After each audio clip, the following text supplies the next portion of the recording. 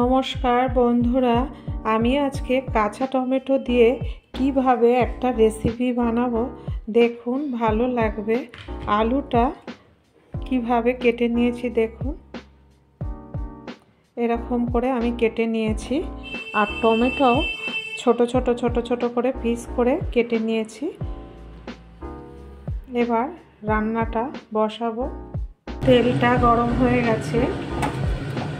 শুকনো লঙ্কা দুটো আস্ত দিলাম, দুটো ছিঁড়ে দিলাম। এবার নুন দেব পরিমাণ মতো, একটু হলুদ দিয়ে দেব, আর সর্ষে ফোড়ন দেব।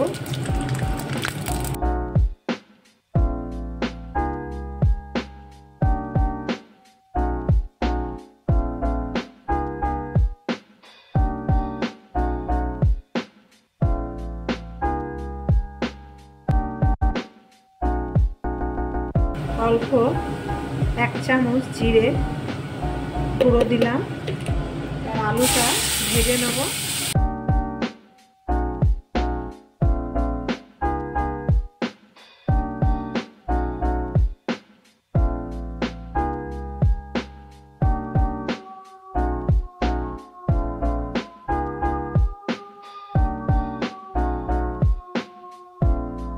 চারটে কাঁচা লঙ্কা দেব।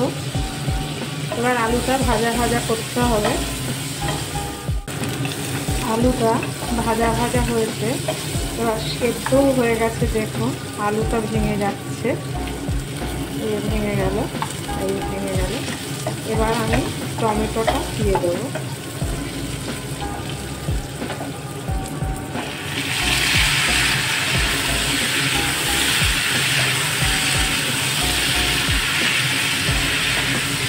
এরকম করে রেসিপিটা বানাবেন, দেখবেন কত সুন্দর হবে খেতে।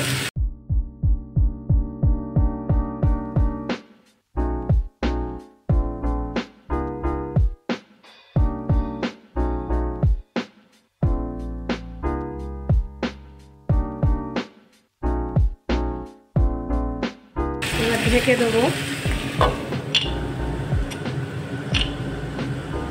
সেদ্ধ হবে। ঢাকাটা খুলবো, একটু তরকারিটা নেড়ে দিতে হবে, না হলে টমেটো একটা সেদ্ধ হবে এক পিঠ, আর এক পিঠ সেদ্ধ হবে না। এবার একটু লো টু মিডিয়ামে ঢেকে রাখতে হবে। 10 মিনিট আমি লো টু মিডিয়ামেই রেখেছিলাম, আবার লো টু মিডিয়ামে 10 মিনিট রাখবো ঢেকে। দেখুন কত সুন্দর লাগছে। আবার 10 মিনিট এবার লো টু মিডিয়ামে রাখবো।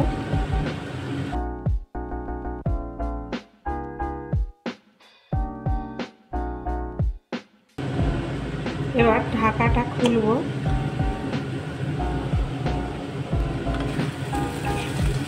এবার ওভেনটা হাইতে করে দিলাম। দেখুন কত সুন্দর হয়েছে, টমেটোটা গলে গেছে। আপনারা তো গন্ধটা পাচ্ছেন না, কত সুন্দর আচারের মতন গন্ধ বেরোচ্ছে। এখন করে খাবেন, দেখবেন কত ভালো লাগে। যারা একটু টক পছন্দ করে তারা একটু খুবই ভালো লাগবে। আমার হয়ে গেছে রান্নাটা। ওভেনটা বন্ধ করে দেব, 2 মিনিটের জন্য ঢেকে রাখবো।